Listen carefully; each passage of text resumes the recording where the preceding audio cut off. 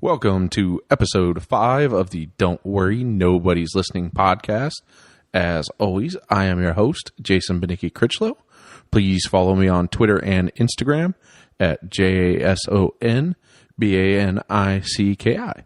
The podcast, as always, is on iTunes, Google Play Music, CastBox, TuneIn Radio, any place you can usually find podcasts except for SoundCloud and Stitcher, just because they're being a pain to work with.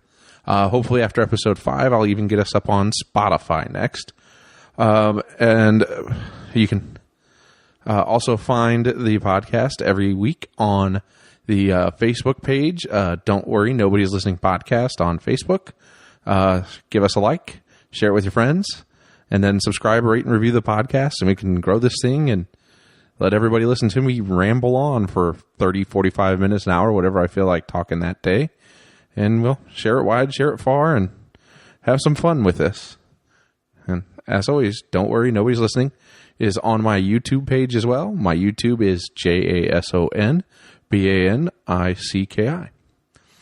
First thing I feel like talking about today is Tiger Woods' performance last weekend at the Valspar Championship. Please raise your hand if you didn't know there was a Valspar Championship before last weekend. Everybody listening better raise their hand because, of course, none of us knew there was a Valspar Championship. And that's kind of where I'm going to start with. Isn't that kind of what Tiger Woods brings to the table to golf?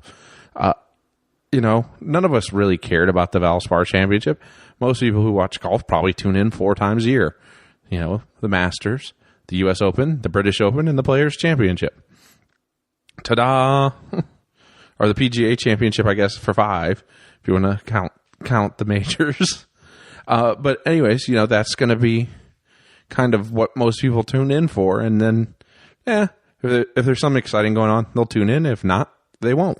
But we got a reminder after 5-6 years since it's happened. Tiger moves the needle in a big way for golf. Ratings were up 2-3 times at least what they normally were for the Valspar Championship. And it's no surprise. And I guess we all forgot because we forgot how great Tiger Woods is and how great it is when he is great. And I'm not here to make sweeping proclamations that he's back and that he's going to win the Masters or even win a tournament this year. Because that's still a long way to go. And I know missing by 1 shot is awful close. But assuming that means he's all the way back is really going to be a big proclamation, just because he's coming off a major surgery. He hasn't played a lot of golf in a couple years. He's at an age, particularly in modern golf, where you do start to fade away because the younger guys are just hitting it longer, farther, straighter. All the things. I mean, Tiger Woods is still about 200th in driving accuracy for the tour. This still got a lot of work to do before he's ready to compete at the highest level. But with that said, I don't know about the rest of you, but for me, it was definitely fun to watch him compete this week and be there and be ready to be in contention. I know I was texting with my buddy Ethan. I guess I didn't want to seem like I was way too far ahead of myself there, but back and forth almost every hole when he was making something close, or particularly on the 17th hole when he made that 40-some foot putt that was vintage Tiger. I mean, you get excited, and then you go into the 18th hole like, oh, come on, make this happen. I want bonus golf. And again, a year ago, I wasn't watching golf. I didn't care what was going on in the golf world. It wasn't my biggest issue. I didn't really care. Without Tiger Woods, I'm not interested. I'm not tuning in, and I don't miss it if I don't see it. It's not like I'm going to proclaim to be a golf purist and the biggest golf fan in the world. I suck at playing golf. I hate to play golf. And I didn't even start till I was 18. Thank you, Tiger, for getting me out to play golf. I do have to say it's a bonding experience between me and some of my friends. But again, it was just fun to be able to sit there and be part of a moment. And you could tell the crowd sizes. Fans were yearning for it. The actual golf fans who would spend money to go to a golf tournament to watch people play golf. I'll never understand that phenomenon, why anybody would waste money to go stand around and walk around a golf course all day to watch the best people in the world. But I guess Same people who do that will be like, you go to baseball games. Why would you waste money on a baseball game? So to each their own. I'm not saying anyone's right, anyone's wrong. I'm just saying on this side of the line, I'm not going to spend money to go watch a golf tournament. But before I get sidetracked again, and it's not just that I was watching it. So like the early coverage that was on the Golf Channel that I don't have, I'm sitting there on ESPN.com refreshing every couple of minutes to see any updates, to see where he's at, and just tracking golf at a level that I just wouldn't do if he wasn't engaged. And so for any of those who want to sit out there and hate and say, well, he still didn't win and he's not going to win anything ever again. This man spent his whole career being the best to ever play the game of golf. And I saw, I get on chat boards, I see, the second best, the first better be Jack Nicklaus. Like, in his prime, Jack Nicklaus was nothing like Tiger Woods in his prime. Tiger Woods owned tournaments the minute he walked in, and he dominated unlike anyone else. I know that Jack ended up winning more majors than Tiger most likely will. Doesn't matter to me. Tiger Woods was just a different phenomenon. He brought golf to the masses. He brought golf to people who would have never in a million years set foot on a golf course if he hadn't made it accessible to people who otherwise just thought, well, golf's a stodgy old sport for rich white people and nobody cares. Now you see all kinds of people playing golf that otherwise wouldn't. And we got that reminder, like, guess what? It's not necessarily an I'm back moment because, like I said, there's still a lot of time before we get that. And we'll get a chance again tomorrow to see him tee up and see if he can maintain that progress. At 12th to a second. Doesn't necessarily need to win, but another top 5 or top 10 would be a lot more evidence saying, hey, he's starting to trend in the right direction. This course is not necessarily the best course to judge him at because it's a course where he's won at like 8 times in his career. So hopefully he plays well. But again, this is a different Tiger Woods where he's better without the driver in his hand, which is saying a lot because for years that's where he had his biggest advantage was with the driver in his hand. So we shall see. I thought I'd talk about that longer than I did. I guess that's the downside to not having a back and forth person to take your momentum away and banter back and forth with about stuff. It just doesn't take nearly as long time to rant and rave about a topic. You can say what you want. There's no point, counterpoint, back and forth, back and forth. I know you guys don't really care about this, but I'm just trying to say some things that are in my head. And I always said, this is going to be me talking and ranting and raving however I so choose because I don't give a damn if anybody listens, to be honest. This is for me, and myself. And hopefully, like I said, there'll be times where I have people on just to help make it better. And then if I ever find somebody I think would be a good permanent co-host, then we'll explore that too. But right now, I'm enjoying ranting and raving into a microphone by myself. And like I said, I had 2 things I for sure wanted to talk about this week. LT Gray is back is definitely one of them. And back is going to be with a question mark. It's going to be the name of this episode, even though it's probably going to be the thing I talk about the least, just because, like I said, I don't want to get my hopes up after I've done it the last 2 years. Like, oh, hey, he's back. He's ready to go. He's going to play. And then, boom, goes the dynamite out, done for the night, done for the year. And you're just like, I can't believe I got ready, amped up for this. And then you pulled the rug out from under me. But hopefully it is. I think golf, like I said, will be better. The second thing I for sure wanted to talk about, and the thing it's not sports related at all, but very, very personal to me, is I'm kind of at a point in a time in my life. I'm just turned, do the math, carry the 137 a couple of months ago. I'm in this throes of middle age where I feel absolutely super, super old, partly because I live in a college town where everyone's 18 to 23 for the most part. So I stick out like a sore thumb amongst the younger crowd. There's not a middle-aged group here. It's kind of either older people who live in the town or young college kids. There's not, those in their 30s and even early 40s that live around here, or not many anyways, particularly in my demographic. But the bigger, so I definitely am grappling and fighting with the fact that I feel way older than I probably am. But one of the other issues I'm running into is that I've been struggling with just the banality of being in your 30s.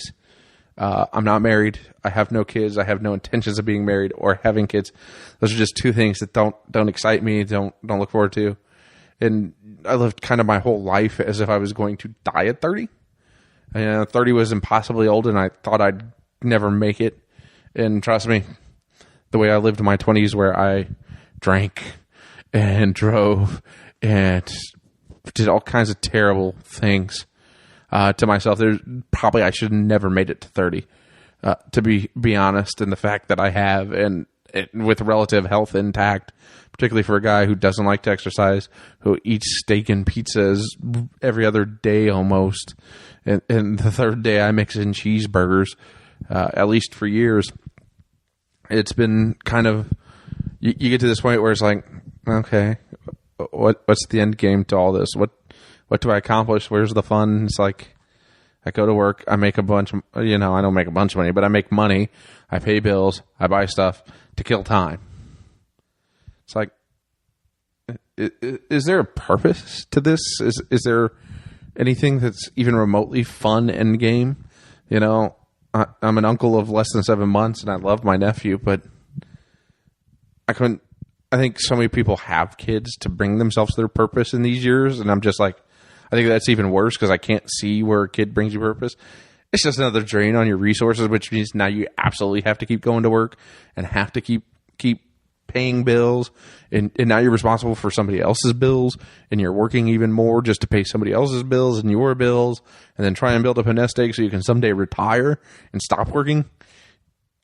I don't get it. I think, and we all go to jobs that aren't what we would call our dream jobs or our ideal passions or anything like this, that don't stimulate us and don't engage us and don't excite us. And I think that's part of where this comes in, is doing this podcast and just giving me an outlet and give me a place to talk and think and process is something that I kind of enjoy doing, even as little as I look forward to doing it some weeks like this week, where I'm just like, okay, I'm going to talk about Tiger Woods, and nobody wants to hear me talk about spring training baseball. And the NBA playoffs haven't started, but we pretty much know who the playoff teams are, and we can narrow it down to like the final four and try and guess who the NBA champion is from there. Most likely the Golden State Warriors, so I don't really feel like talking about that. Bulls are still sucking, and they suck at tanking, so they're even bad at that. They're bad, but not bad enough, because they can't be good at being bad. It's just a miserable experience. But again, so like I said, this is mine, but so many people don't find these things that, we create hobbies and we create distractions to just fill the time, and it gets to be, why do we work hard to just buy things when if we worked less hard and less hours, that maybe we could do other things anyways that would offset the fact that maybe we don't have so much money to go on a vacation or do this or do that, but at least be like, hey, cool. And it'd be even more fun if like somehow you could sign up with like Lyft or Uber to vacation around the United States, and maybe a week in each state in the continuous 48 at least, and drive while you're there and get to see cool things in different cities. I don't know. I'm not a big traveler, but I think that'd be an interesting thing, is then you'd work all day. You could find a cheap, stay in a hostel somewhere and then explore the city and move on to another state and do that in some major cities all around there and do it again and again and again. I think that would be interesting, but I think that after a while it'll get boring, because then you're traveling all the time, and then so it's not new, and then you don't have your friends and your family in your any familiarity there. You get bored of the new after a while. It's just okay. Can we try this again? Because this is awful. But hey, it is what it is, I guess. Don't think I'm going to come up with anything earth-shattering that reinvents the wheel here in terms of what needs to be done to make this a more interesting, more fun place to live. But who am I to wonder why? Who am I but to live and die? make sure the tax man is paid every year, which I've got to still file my state taxes because that's, of course, just a fun experience, paying taxes. None of those just mundane tasks we got to knock off every year because, of course, the government can't take enough money initially. They got to come back and jack me again later. Like, nope, that shit needs to stop. Just take what you need, and if you overtake a little, let me file some paperwork and get it back. Need to vastly uncomplicate those things. But here's the worst part. I'm at like 16 minutes in, 15 and a half, and I'm even running out of things to talk about because obviously I can't specifically talk about things at work. That gets me in trouble there, just like it would for anybody else. I don't have a whole lot going on. Like I said, sports are boring. We're in that boring period. NASCAR season started, but nobody watches NASCAR anymore. Tiger Woods was fun. I guess I can talk about my main man in chief, the Cheeto-In-Chief, the con man, Donald Trump, and his firing of his Secretary of State this week. And that'll be a fun process, by the way, because we're now at a 51-49 split in the Senate. So all it takes is like 2 people bailing to prevent confirmation of anybody.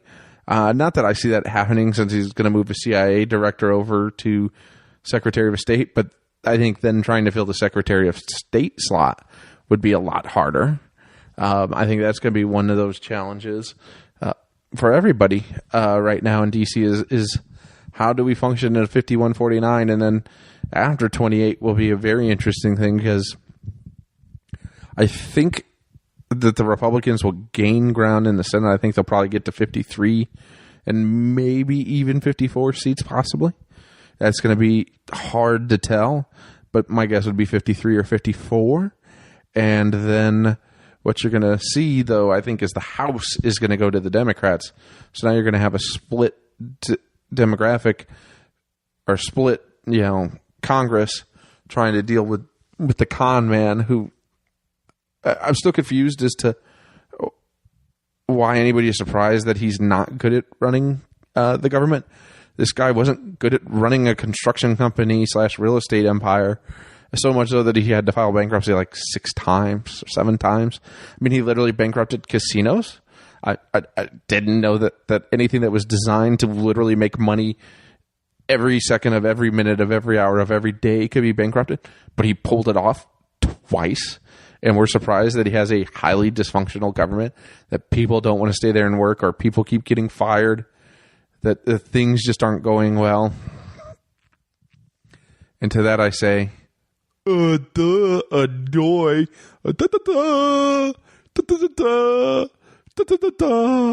But what are you going to do? You live, you learn.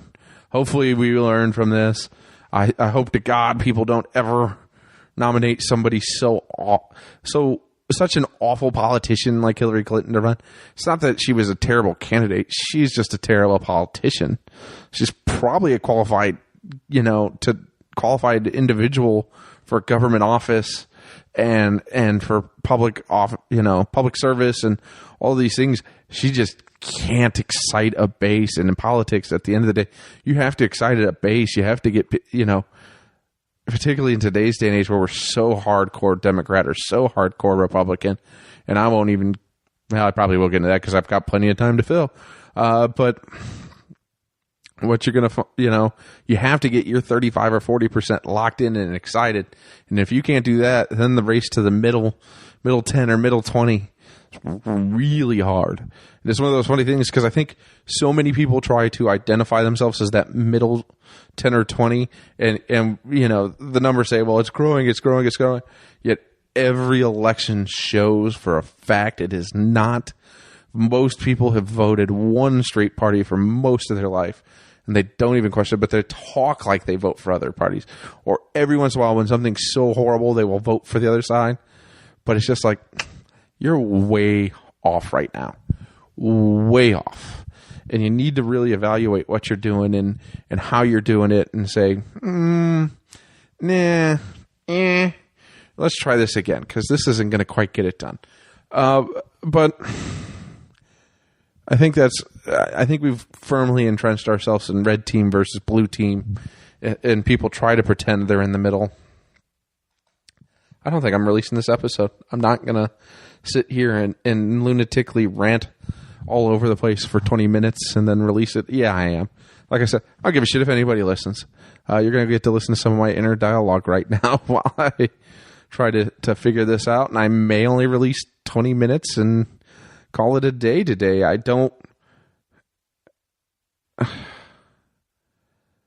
definitely have got to find a co-host for this.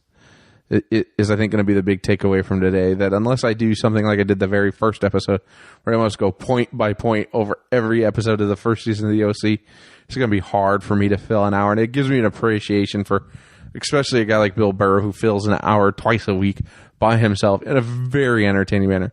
Although he will get fan letters and things like that, and he'll use some advertising time, and even usually get some interaction with his wife from episode to episode. And I definitely won't listen to it, because when you're trying to do, at least temporarily, a one-man rant podcast, the last thing you want to do is listen to somebody else's one-man rant podcast, because then you're just going to end up mimicking what they do and how they sound. And I'm definitely not, Bill Burr, I'm not a professional comedian. I'm just a dude who sells appliances and appliance accessories for a living. And that's kind of my thing. So I think it is going to be a short episode this week, just to say, hey, I did one, to talk about Tiger, to talk about my struggle of being 30 and having nowhere to go. And just, again, are we really shocked that Rex Tillerson got fired? I hope not. A celebrity, a president, is fired at everybody he's had a chance. And he just, and then he does things like last week. Well, of course there's going to be chaos and turnover. I'm trying to get things perfect here in the White House. Motherfucker, please. You are not acting like people keep resigning. Like, Hope Hicks had to resign because she literally went in front of the media for like the first time and said, yeah, I don't see where telling white lies is a big deal. Bitch, what do you consider a white lie? You work for the biggest white lie, orange lie, whatever you want to call them in the world. And you're going to pretend like, yeah, a lie ain't that bad. It's not a big deal. It's okay. We're not going to pretend like that's an issue. Motherfucker, please. And I ain't apologizing for my language. You motherfuckers choose to tune in. You can listen to me drop motherfucker, or I get some motherfucker. All right?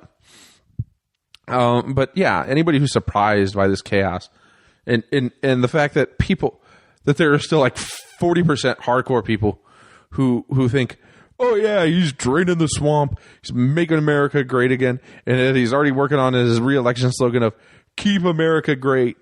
Motherfucker, it ain't great right now. Trust me. I work in this world. I live in this world. I see the middle of the world, but he's fooled 40% of this country into thinking, oh yeah, those coal mining jobs that still haven't come back were great.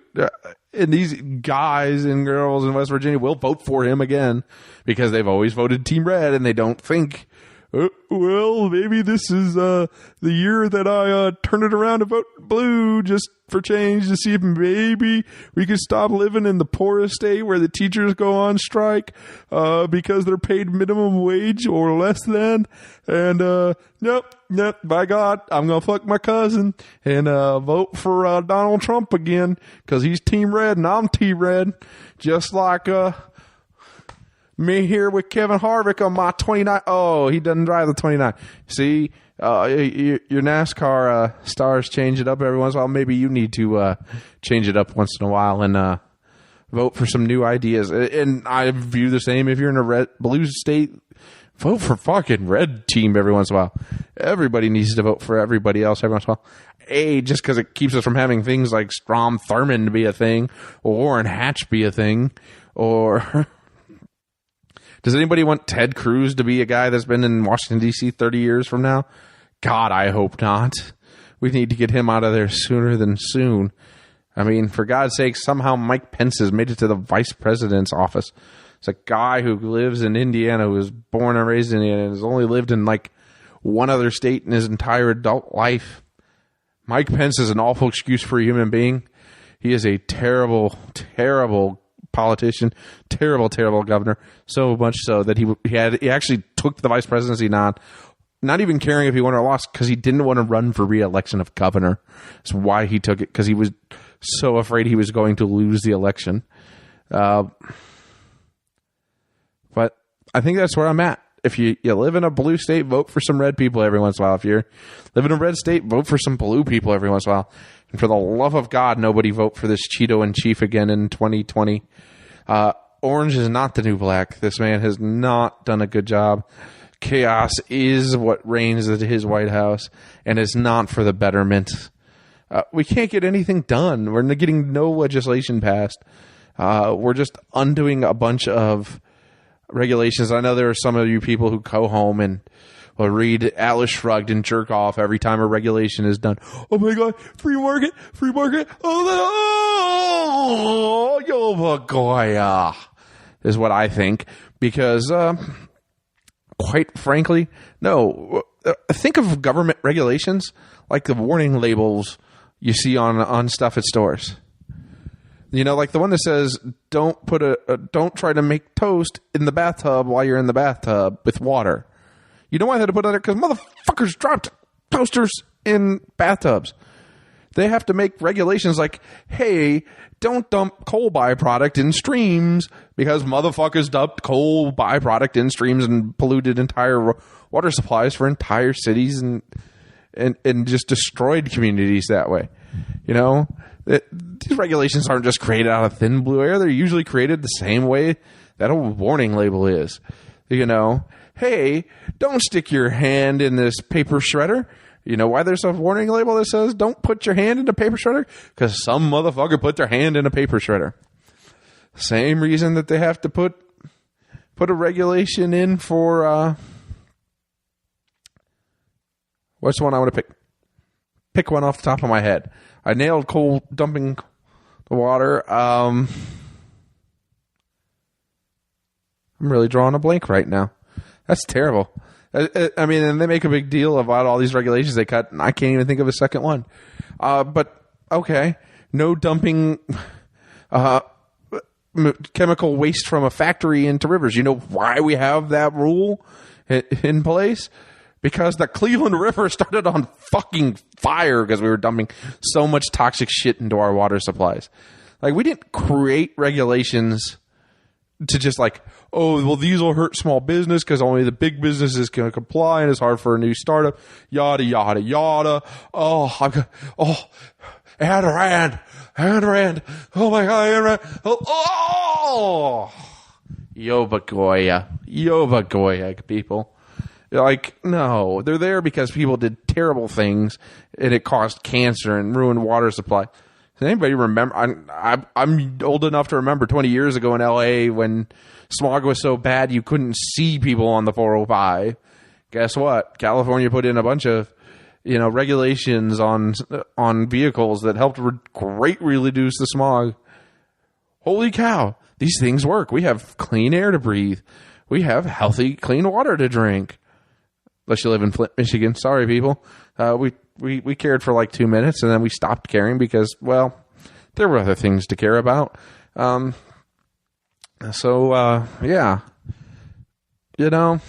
I'm not surprised. I'm never surprised by what the Cheeto-In-Chief does, and, I'm not even going to get into the gun thing today because my views on that are so all over the place that it's hard for me to put a coherent view on that within that today, but just for the love of God, people, stop voting Team Red. Stop voting Team Blue. Vote the fucking person that's on the ballot. Know what they stand for. Know what they believe for. Don't believe the slick marketing ads that are spent for by god-awful super PACs trying to buy, oligarchs trying to buy our votes so they can continue to control us and continue to hoard the wealth amongst themselves. I'm going to call this an episode. It's 30 minutes of all over the place ranting, with no coherent theme and no coherent idea, and I'm okay with that. I am absolutely okay with this. No, not making any goddamn sense episode. So thank you once again for tuning in to the Don't Worry Nobody's Listening podcast. I was your host, Jason Benicki Critchlow. Follow me on Twitter and Instagram at JSONBANICKI. Subscribe, rate, review the podcast on iTunes, Google Play Music, CastBox, TuneIn Radio. Like I said, hopefully after this will give me my 5th episode so I can put it on the Spotify stream. Like the Facebook page, Don't Worry Nobody's Listening podcast. Share it with your friends, share it with your neighbors, share it with your coworkers, share it with the bum on the street. Tell them, like, hey, you want to listen to this shit because don't worry, nobody's listening and nobody cares that you're listening. And I think that's going to be it. I'll peace out, folks.